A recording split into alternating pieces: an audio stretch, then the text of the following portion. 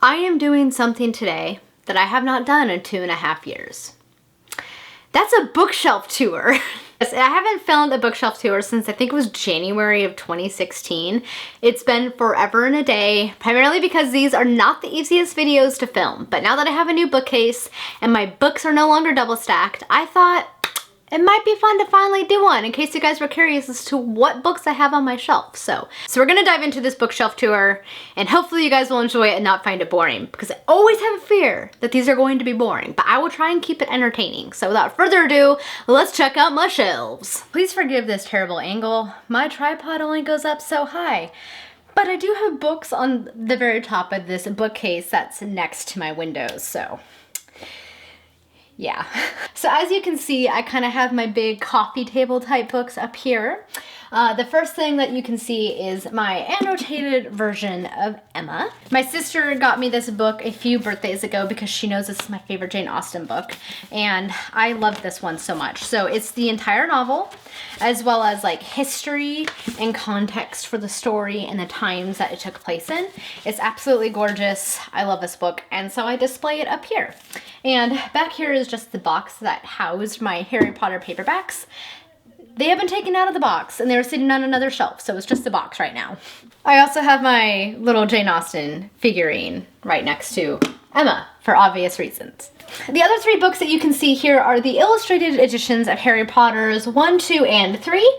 I think most of you who are watching this video have probably seen those, and so I will not bore you with taking them out because they are very heavy and I am lazy, so. And then the other book that I have here is Hamilton: The Revolution, which is the book that came out by Lin-Manuel and Jeremy McCarter, which is all about the making of Lin-Manuel's Hamilton and all the song lyrics and everything else, which is amazing because I'm obsessed with this musical. Obsessed. Like, obsessed. Next up here, I have some random books that just didn't really fit in other spaces on my bookcase. I also have a TARDIS and a Phoenix figurine. That's very, look at that. He looks very fierce. He's very fierce. The first one I have is Iron and Blood by Gail Z. Martin and Larry N. Martin. This is a steampunk novel that I still have not read, but was sent like 3 years ago. So, oops. The next one is The Palace: A Job by Patrick Weeks, which I have read and loved and still need to get to book 2. I then have Shakespeare's Sonnets, Sleepy Hollow, and The Deeds of Poxenarian by Elizabeth Moon. This is a bind-up of the entire trilogy. I've only read the first one, still need to read the other 2. At some point, it will happen. Okay, so the next shelf down is my Arthurian / fairy tale / Christmas shelf. So it's kind of an eclectic mix, and I will show you which ones I have on here. Starting over here, we have the illustrated edition of The Princess Bride. I absolutely love this edition, and I also love this book, so that's good. I then have Neil Gaiman's Neverwhere kind of on display right here because I find it a really pretty edition. And then we have Christmas Magic, which is an anthology of fantasy-inspired Christmas stories. Home for Christmas, which is just an anthology of Christmas stories, non-fantasy related. Connie Willis's A Lot Like Christmas, which are primarily science fiction inspired Christmas stories. And then we have Doctor Who Time Lord Fairy Tales, which I really quite enjoyed. Highly recommend. Next, we're starting to kind of move into our Arthurian / Fae inspired stories. The first one is Jack of Kinrowen by Charles de Lint. This is not Arthurian inspired, but it is Fae inspired and a story that I really enjoyed. Next is Stephen Lawhead's Hood, which is a Robin Hood inspired retelling that I have not yet read because, you know, my TBR far exceeds the books I've read, as does everyone's. Next is Invitation to Camelot, which is an anthology by a bunch of different authors that I actually really enjoyed. So each author does a short story set in Camelot, and it was a lot of fun. The next 2 up top there were another couple of Fae-inspired stories that take place in a little village in England. The first one is Witches of Lichford by Paul Cornell, and the sequel, which is The Lost Child of Lichford by Paul Cornell. This one actually takes place at Christmas time, so I'm going to wait to read it in the next couple of months. I have read this one, really enjoyed it, great October read. Next, by Nancy Mackenzie, we have Queen of Camelot, which is all about Queen Guinevere. I just fell in love with this cover and the concept. Still haven't read it. Hope to get to it soon. The next few books here are all books that are part of the Squire's Tales series by Gerald Morris. The first book being Squire's Tales. Book 2 is A Squire, His Knight, and His Lady. Next, I have The Quest of the Fair Unknown, which is more like book 8 or something like that. And then The Lioness and Her Knight, which I believe is actually book 3. There's like 12 books in the series. I don't have them all. I do want to get them someday. It just hasn't happened yet. They are definitely fun Arthurian retellings, though. He stays pretty faithful to the original Arthurian stories while making them very fun and humorous. They're also middle grades. They're very quick reads and a great introduction to the Arthurian tales. Next, I have John Steinbeck's The Acts of King Arthur and His Knights, his Noble Knights. This was kind of John Steinbeck's way of retelling Le Morte d'Arthur's anthology. I don't actually recommend this. It was very boring, but I keep it because I just find it amusing that John Steinbeck wrote about King Arthur. I don't know why that amuses me, but it does. Next up, we have Here Lies Arthur. I haven't read this one. It's been on my shelf for years. One day I will get to it. Next, by Jack White, is The Skystone. This is a primarily historical retelling of King Arthur. So there's no magic in the story, but it's basically trying to tell King Arthur's story from a historical perspective if he had actually lived. Or, you know, there's a lot of different theories about what the legends are based on, like the actual historical figures. So that is what this story follows. And then the sequel was there, which is The Singing Sword. I believe there's actually 5 or 6 books in the series. I can't remember how many because it's been a few years since I picked them up. Okay, now we are on what I call my first classics shelf because I have more than one. But this one's primarily Ella Montgomery kind of things and then random assortment of classics. So we're just gonna get into this one. So right here are all of my mini editions of books. The first one here is Jane Eyre by Charlotte Bronte. I actually got this back when I was in college. It was sold at my bookstore, at my school bookstore. Jane Eyre is one of my favorite classics. And when I saw this cute little edition with gilded pages and a bookmark, I just had to get it. Look, it doesn't want to focus. How annoying. There we go. So yes, I have this little guy. I love this edition because it's so cute and little. Next few little editions I have are 3 ghost story books. I actually got the last few books I had to show you from my friend Dustin, but he sent me these last Christmas because, in case you didn't know, telling ghost stories on Christmas Eve used to be a tradition. So it's not a thing as much anymore, but you can still see it in things like A Christmas Carol. So these 3 are supposed to be a ghost story for Christmas. The first one is The Toll House by W.W. Jacobs. The second one is How Fear Departed the Long Gallery by E.F. Benson.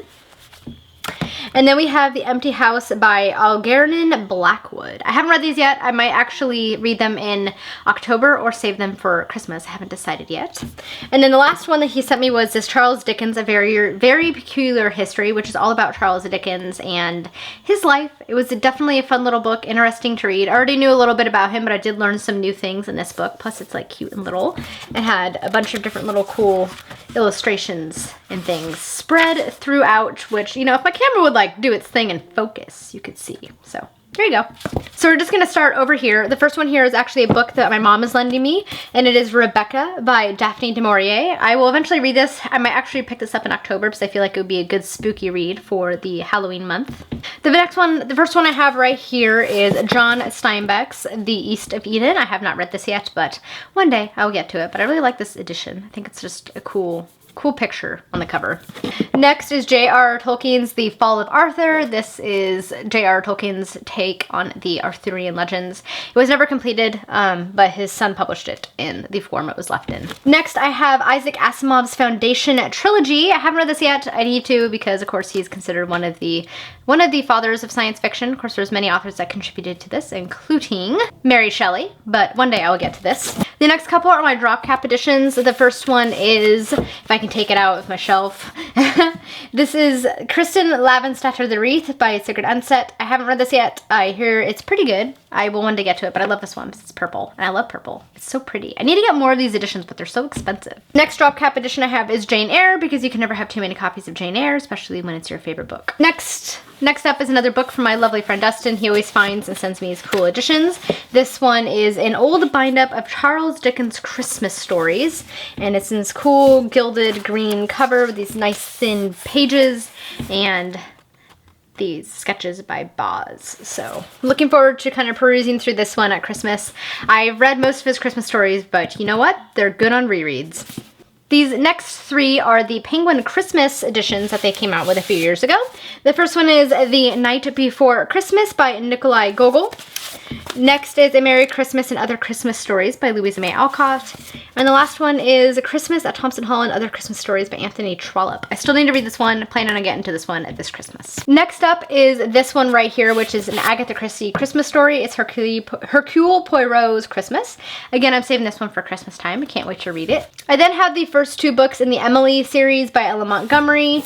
Book one being Emily of New Moon, and book two being Emily Climbs. I still need to get the third book in this edition because they're very pretty. Virago classics. I then have my Anne of Green Gables series, and I also have this lovely Prince Edward Island mug that my friend Felicia sent me, which of course I keep with my Anne of Green Gables books. I then have this fun edition of Anne of Green Gables because I have several editions I collect. It's this one right here. This is the Aladdin edition, and it's really, really pretty. I like the kind of minty green cover. I then have this really old edition of Eight Cousins by Louisa May Alcott that my sister found for me. It's a really, really cool edition. I actually haven't read this one yet. By her, so I need to read this one. And this edition is from 1931, so very, very old and very, very cool. This last one on my shelf is not by Ella Montgomery herself, but it is about Ella Montgomery. So it's called Maud, and it's based on her life from when she was a teenager, and I really enjoyed this book. So this shelf is kind of my middle grade / dragon shelf. In case you haven't gathered by now, I don't really have any rhyme or reason for how I organize my shelves except for by author and where it looks good. So this is what this shelf is. So up here, right here is the Harry Potter series. I think you guys are all very familiar with the Harry Potter series, so I'm not going to take them out. I love these paperback editions because they form Hogwarts. I do actually have the hardcovers because I got all of the Harry Potter books as each one came out when they were first being published, but they are in my closet, kind of hard to get to. I just keep them there safe because they're first editions. And in case you guys want to know how old I am, these right here are Harry Potter merchandise before the movies. So in case you didn't know, Hallmark was coming out with Harry Potter merchandise, and these were snow globes of the tasks at the end of Sorcerer's Stone. My sisters got me these for Christmas when I was about 12 years old. So this one's the Wing Keys, and then I have the chess game, of course, with Ron. So yes, these are very cool. And the next right here, which I'm not going to take out with the box set because they're actually really hard to get in and out, is The Prydain Chronicles by Lloyd Alexander. I loved this series when I was in middle school. It consists of the book 3. Book 2 is The Black Cauldron, which of course you might be familiar with because Disney did a terrible, terrible version for the movie.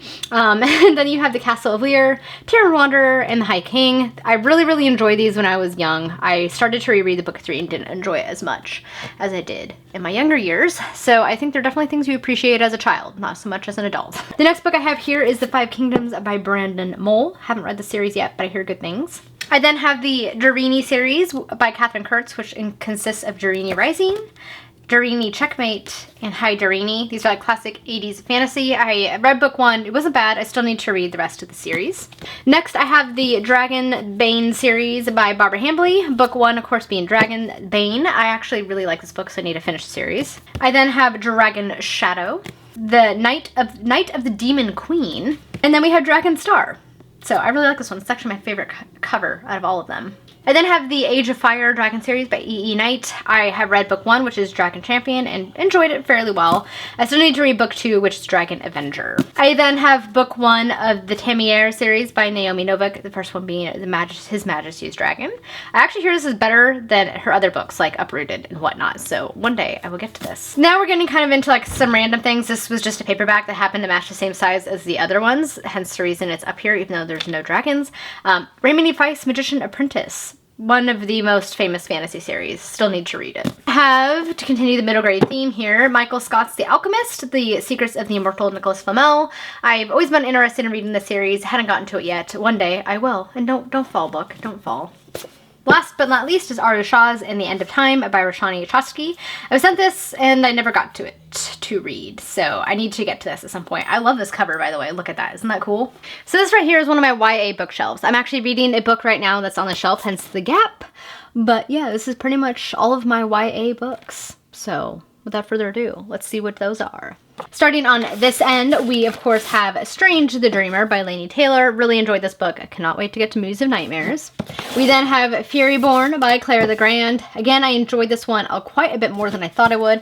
I'm a little distressed though because I read this at work and somebody left crap on the tables. Now I have like a grease covered hardback and I'm rather distressed by that, but you know, life goes on. It just shows it was read. Next, we have The Cruel Prince by Holly Black, which I also found myself enjoying, which is funny because I used to hate Holly Black, so, you know, it proves that you can change your opinion on things.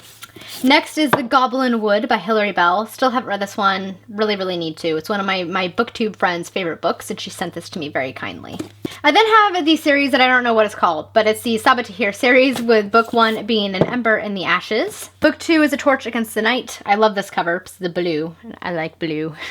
And then the most recent one, which is A Reaper at the Gates. I still need to read books 2 and 3. I read 1. It was okay. It wasn't as exciting as I was hoping it would be, but you know what? That's okay. We then had The Queens of Annis Lear by Tessa Gratton. I actually think this is an adult book. I'm realizing now, and I have it on my YA shelf, but you know what? It fits. It's the same height as the other hardbacks, so we're gonna leave it. Next, I had The Children of Blood and Bone by Tommy Adeyemi, and I still need to read this book. Next is The Last Magician by Lisa Maxwell. Never read this one. I also haven't heard that many people talk about it. I know Peruse Project read it, Reagan from Peruse Project, but she's like the only one I know who's read this. Granted, I've been kind of out of the BookTube loop, so that's probably on me. Next up, we have The Daughter of the Pirate King by Trisha Lavenseller. Still haven't read this one. I actually heard book 2 is a lot better than book 1, so at least I know if I'm not a fan of this one, book 2 promises to be better. I then have Winter Song by S.J. Jones. I still need to read this one. Might wait until winter for obvious reasons. Then I have A Shadow Bright and Burning by Jessica Cluess. I haven't read this one yet. I don't know. It seems like an intriguing plot. I actually keep it because I think the cover is pretty fucking cool. So yeah, now you have some insight into why I keep some books. Next, I have Rebel Genius by Michael Dante DiMartino. I also haven't heard that much about this book, but the concept sounded cool because it's basically people's drawings come to life, and I'm like, hey, that sounds pretty awesome. And finally, we have The Dreadful Tale of Prosper Redding by Alexandra Bracken. This is middle grade. It's on the YA shelf because, again, it fits the same size as the hardcovers on the end, but I actually enjoyed this book, and I'm looking forward to the next one that's coming out here in a few months. All right, that is it for that shelf. One more shelf to go, and I'm very excited because it houses some of my favorite books. Okay, this is the final shelf on this bookcase. As I said, it houses some of my favorite books. It's also going to be kind of an awkward angle, so forgive me if the angles are off a little bit. So first things first, this box right here houses all of my bookmarks. So this is where I come to get a bookmark when I start reading a new book. Okay, so first things first, we have the Wall of Storms by Ken Liu. I actually do own book 1, which is Grace of Kings, but I have it lent to somebody right now, which is why it's not here. This is book 2. I need to get to it because I loved The Grace of Kings. Next, I have Sebastian de Castell's series. I currently have book 1, Traitor's Blade, lent out, as well as book 4 lent out, which is why I only have book 2 and 3. So we have Saint's Blood, and we also have Knight's Shadow, which I loved that series so much, guys. If you haven't checked out Greatcoat series yet, I highly recommend you do. And then I had the first book in his new series, Spellsinger, which I don't know why I haven't read this yet, given how much I love him. So I need to get on it. I hear it's just as good. Next, we have my Nico Atsumi cat here, but he's not a book, so we're just gonna move him out of the way. And then we get into this series right here I was sent but haven't read. I actually don't know if I'm going to read it, but I kept it there because I needed to fill some spaces on my shelf. Wow. Anyway, it's Luna by Ian MacDonald, New Moon, and then book 2, which is Wolf Moon, is part of the Luna series. It's science fiction about families, like merchant families in space, is kind of the concept, if I remember correctly. So I haven't read it yet, but here they are on my shelf if I ever decide to. Next, we have some classic fantasy here. This is David Eddings' The Belgariad series, so it's the first 3 books. It's volume 1, so it contains Pawn of Prophecy, Queen of Sorcery, and Magician's Gambit. I hear amazing things about David Eddings. Next is one of Stina Light's books, and Blue Skies from Pain, the Book of the Fae and the Fallen. This is book 2. I read book 1, really liked it. I have it lent to somebody right now. Actually, they've had it for over a year, so I'm probably never going to see it again, but, you know, that's the risk you take when you lend books. Next, we get into the Michael J. Sullivan books. Right right here we have Age of Myth, and this is part of his prequel series, so it takes place in the same realm as the Riyiri Revelations, but about 1,000 years prior. I read book 1, still need to read book 2 and book 3. Speaking of book 2, I have it right here, Age of Swords, so it's just waiting for me to pick up. I then have Theft of Swords, which is book 1, right here. I also have book 3, which is Heir of Novron. And then we move into some Jeff Wheeler books. So I actually first read Jeff Wheeler about 10-ish years ago. Well, maybe not quite 10, maybe 7. But those books are on my Kindle, Mirrorwood series.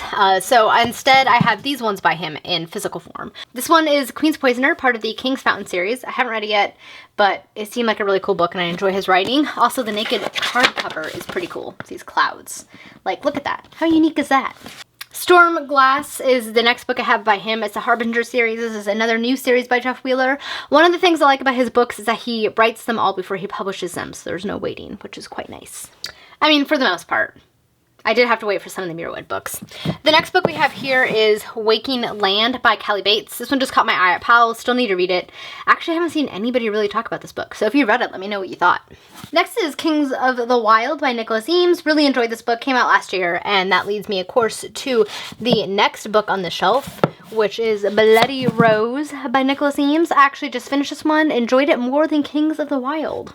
Two books are kind of random. Again, they just kind of are here because they fit the space. The first one is Lathe of Heaven by Ursula K. Le Guin. Really, really enjoyed this book. Plus, it takes place in a futuristic Portland, Oregon, which I thought was pretty cool. And the last is this anthology called Tales Before Tolkien, The Roots of Modern Fantasy. So these are short stories that would have kind of influenced J.R. Tolkien. I actually got this from my sister, I think when I was 15, and I still haven't read all of it, and I've had it for 15 years, so I think it's about time I got on that. All right, that is it for this shelf. We are done with this bookcase, and now we get to move on to the one at the end of my bed.